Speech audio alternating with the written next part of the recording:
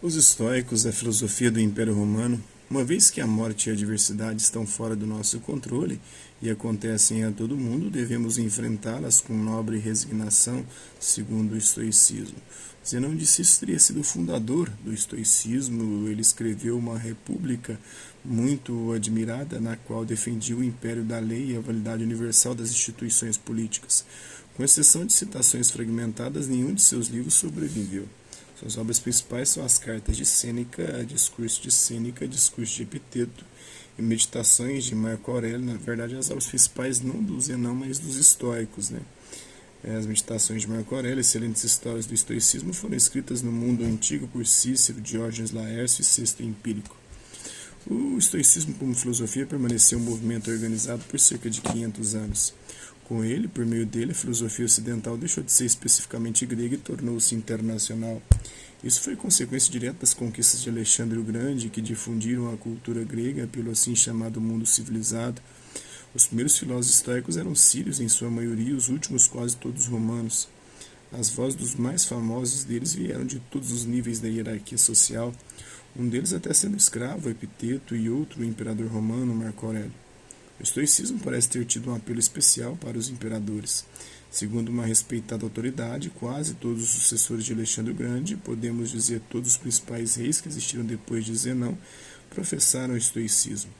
O Zenão viveu de 364 a 262 a.C., de Cício, no Chipre, e foi o fundador do estoicismo.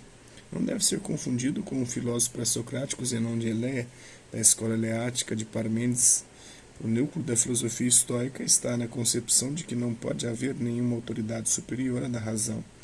Desdobrando as consequências dessa crença, chegamos aos mais importantes princípios da filosofia estoica. Primeiro, o mundo tal como nossa razão apresenta a nós, isto é, o mundo da natureza, é toda a realidade que existe. Não existe nada superior. E a própria natureza é governada por princípios racionalmente inteligíveis. Nós mesmos somos parte da natureza. O espírito de racionalidade que impregna os homens e a natureza, vale dizer tudo, é o que se entende por Deus. Assim concebido, Deus não está fora do mundo e separado dele, mas totalmente impregnado no mundo. Deus é imanente, ele é, digamos, a mente do mundo, a autoconsciência do mundo. Sêneca foi um filósofo e político, um dos últimos estoicos. O Sêneca foi preceptor de Nero, foi corregente do Império Romano de 54 a 62 d.C. Marco Aurélio, imperador romano, governou de 161 a 180 d.C. Simbolizou por várias gerações a época de ouro do Império Romano. Como estoico e fundador e autor filosófico, Marco Aurélio revela o que pode acontecer quando o homem no topo do poder é também um filósofo. Emoções e juízo, já que somos um todo com a natureza e não existe nenhum reino superior, está fora de questão nossa ida para algum outro lugar quando morrermos. Não há outro lugar para ir, não há céu nem inferno. Dissolvemos-nos de volta na natureza. Foi graças à ética decorrente desta crença que o estoicismo alcançou sua maior fama e influência. Uma vez que a natureza é governada por princípios racionais, há motivos para tudo ser como é.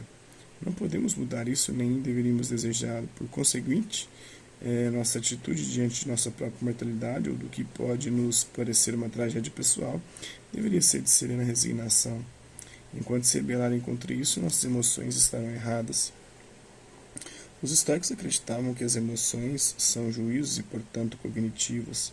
São formas de conhecimento, ou verdadeiro ou falso. A cobiça, por exemplo, é o juízo de que o dinheiro é um bem superior e a ser adquirido por todos os meios disponíveis, que é um juízo falso. Se todas as nossas emoções forem submetidas à nossa razão, só admitirão juízos verdadeiros, e assim nos poremos de acordo com as coisas como elas realmente são. As pessoas que adotavam a filosofia estoica frequentemente eram capazes de suportar as vicissitudes da vida com calma e dignidade, mas mesmo para elas poderia chegar um momento em que não desejariam mais continuar a viver, por exemplo, em circunstâncias de ruína ou desgraça pessoal, ou nas agonias de uma doença terminal. Em tais circunstâncias, acreditavam elas, a coisa racional a fazer era terminar com a própria vida de maneira indolor, e vários o fizeram, a eutanásia. De fato, uma alta proporção dos estoicos mais famosos terminaram suas vidas cometendo suicídio. As mais vívidas e admiráveis exposições do estoicismo se encontram nos escritos dos últimos estoicos, todas em latim. As figuras de relevo aqui são Sêneca, que viveu de 2 a.C. a 65 d.C., e Marco Aurélio, que viveu de 121 a 180 d.C. Não foram pensadores originais no sentido de aprofundar significativamente as doutrinas estoicas já existentes, mas eram escritores tão bons que suas obras são lidas até hoje, inclusive fora dos meios acadêmicos. A eles deve se dirigir qualquer que queira estudar o estoicismo em primeira mão.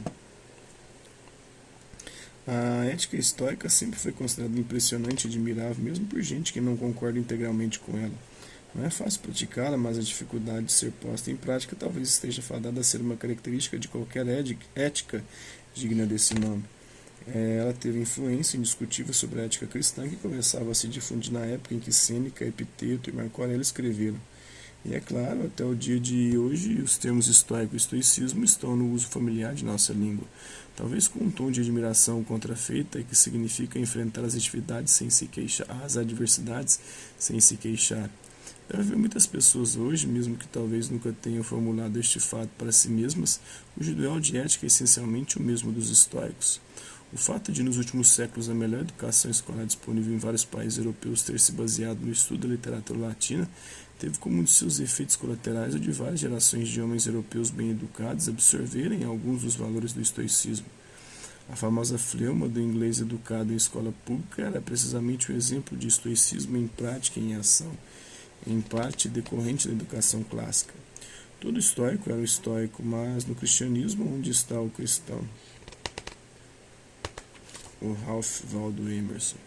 A visão de mundo do estoicismo não consistia apenas da filosofia moral com que hoje é associada. Os estoicos fizeram progresso na lógica e na teoria do conhecimento. Aliás, propuseram uma filosofia para toda a experiência humana. Inclusive, tem vídeos meus aqui no canal sobre a ética e a lógica, a epistemologia dos estoicos. Para o fim da morte e a vida, o suicídio não era tabu para os estoicos. Ao contrário, acreditavam no direito de um homem decidir sua própria morte, tanto quanto sua própria vida. Vamos falar um pouquinho sobre o cristianismo, e a filosofia.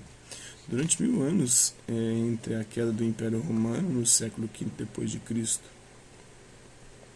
e a aurora do Renascimento, no século XV, a tocha da civilização na Europa Ocidental foi carregada sobretudo pela Igreja Cristã. Mas antes de estarem dispostos a abraçar qualquer ideia ou descoberta, os cristãos precisavam se assegurar de que ela não era incompatível com o cristianismo. Assim, os escritos dos maiores filósofos da antiguidade eram esquadrinhados para determinar quais de suas ideias harmonizavam-se com o cristianismo e quais deviam ser rejeitadas. A síntese suprema foi obtida perto do final do período nos escritos de Tomás de Aquino, que produziu uma visão de mundo ampla e abrangente, harmonizando o que eram então os principais sistemas de pensamento. A peça de altar bizantina, ditado do autor mor de São Marcos em Veneza, é feito de ouro e prata com pedras preciosas e pérolas e esmaltado. Então é isso aí, espero que vocês tenham gostado do vídeo. Quem curtiu, dá um like, quem não curtiu, dá um dislike. Hasta la vista, babies, até a próxima.